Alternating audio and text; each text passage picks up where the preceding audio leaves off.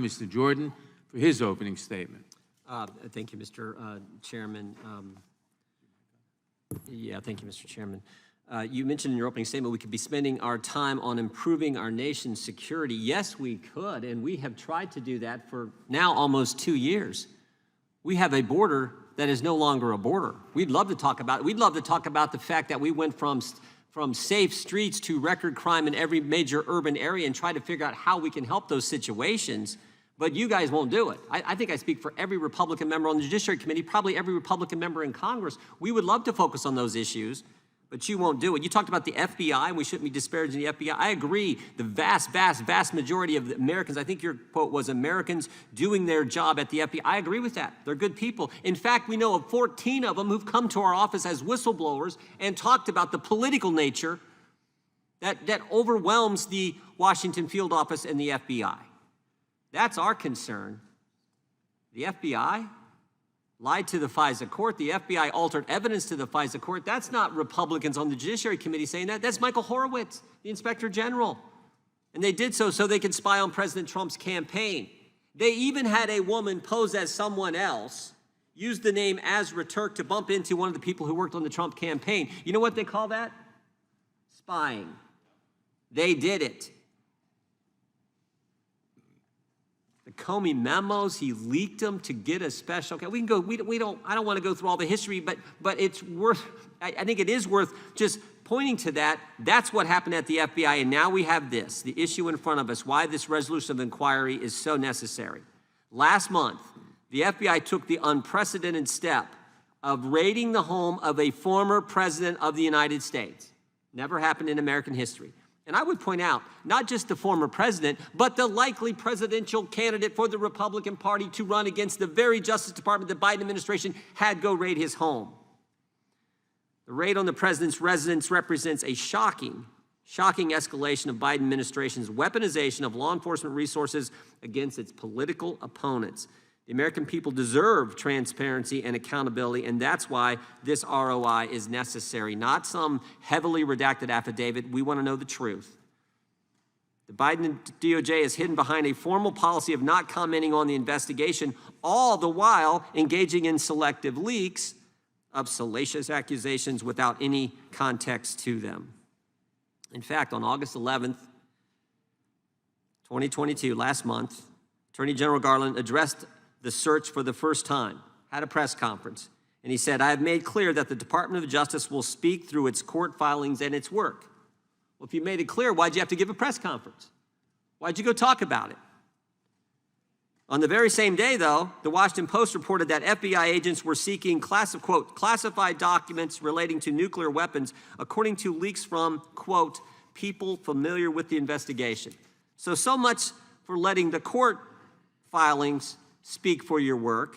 You did a press conference, and then people familiar with your work leaked it to the Washington Post. So if that's going to happen, why not let the American people in on it all? Just show us the affidavit. The New York Times later reported that President Trump had, quote, more than 300 classified documents at Mar-a-Lago, according to leaks from, again, quote, people briefed on the matter.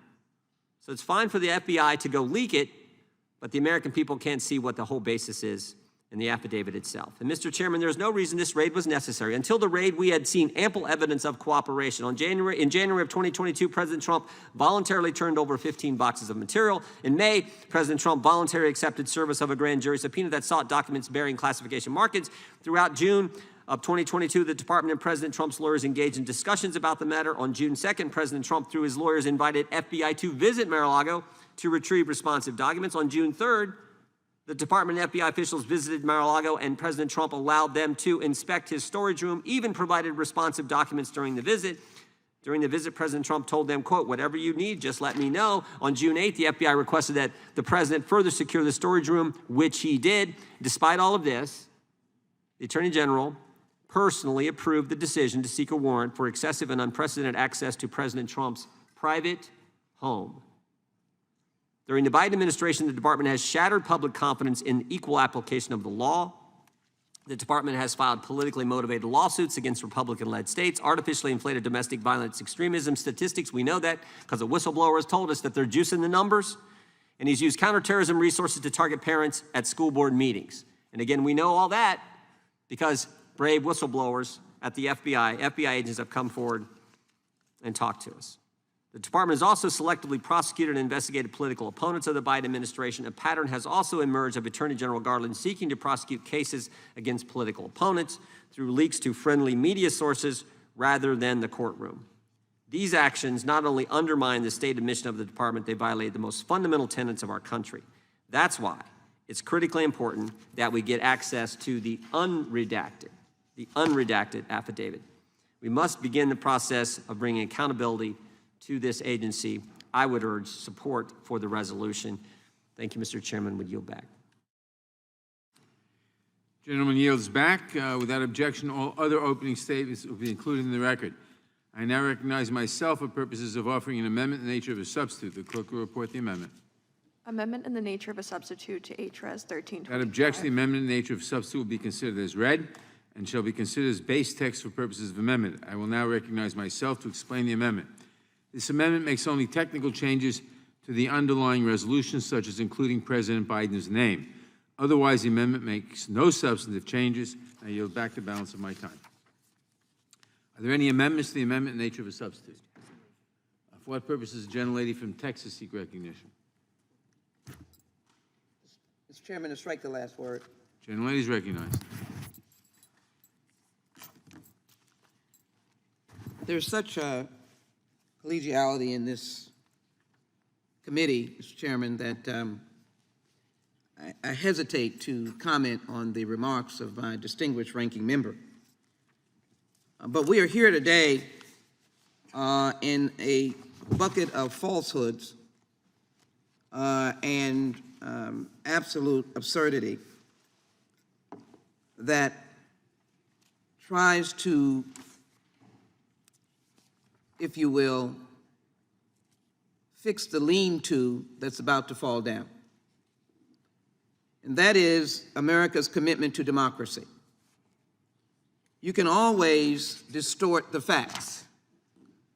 That's what this resolution attempts to do, making the victim the former President of the United States. Nowhere has there been mentioned the National Archives, the agency responsible for our historical records that are in fact the very core of America's continued existence, the knowledge of our history so that she can proceed in the future.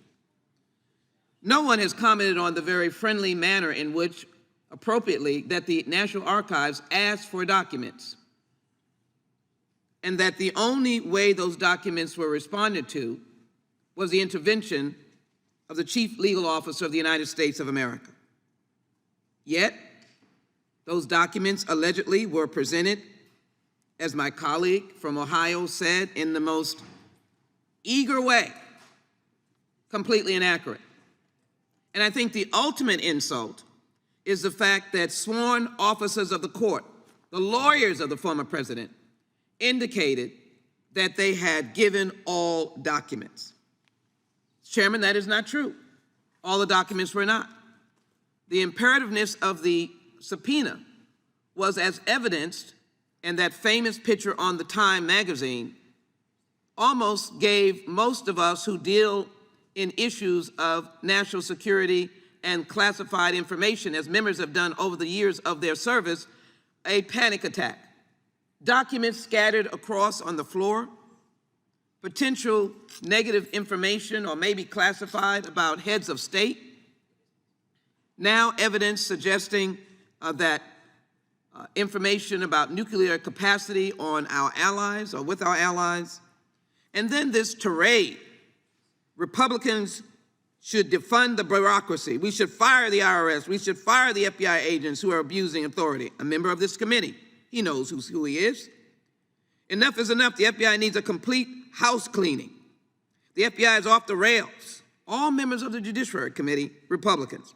The FBI has been compromised. It's time to investigate the investigators. The FBI and the DOJ have weaponized their powers against Americans who disagree with them politically. In the course of all of that, FBI agents, servants of the people, needed to have security at their homes, protecting them. They were receiving death threats. my good friends on the Republican side, have now become not the attack on Democrats that have been false, but they have now become the champions of defunding law enforcement and being at the top of the crusade of leading it against the FBI and jeopardizing the lives of their families and themselves. So this resolution is a resolution that is chasing its tail. Why? Because it was the former president who instigated the implosion of information. This was a quiet operation that FBI agents and other investigators, you may not like it, do all the time. And they find information or not. You challenge it or not. In this instance, the former president of the United States took to the podium across America, attempted to become a victim in the midst of conspicuously hiding and offering an unpatriotic response in terms of protecting genuinely classified documents and engaging in genuinely dangerous actions have to be inexcusable. And so I will continue to raise the point of the long chain of outlandish statements of attack on the FBI, and to, in conclusion, just simply say, not only were these threats, but here were, not only were they words, but threats, that when we're in power, we need to go after not just the FBI, but every employee, including their families. They are not Americans. They are not even people. I end on that note. This resolution is false, and it is chasing the tail. And Mr. Chairman, we need to vote this down. I yield back. Mr. Johnson. For what purposes, Mr. Johnson of Louisiana seek recognition? Thank you, Mr. Chairman. I strike the last word. Gentleman is recognized.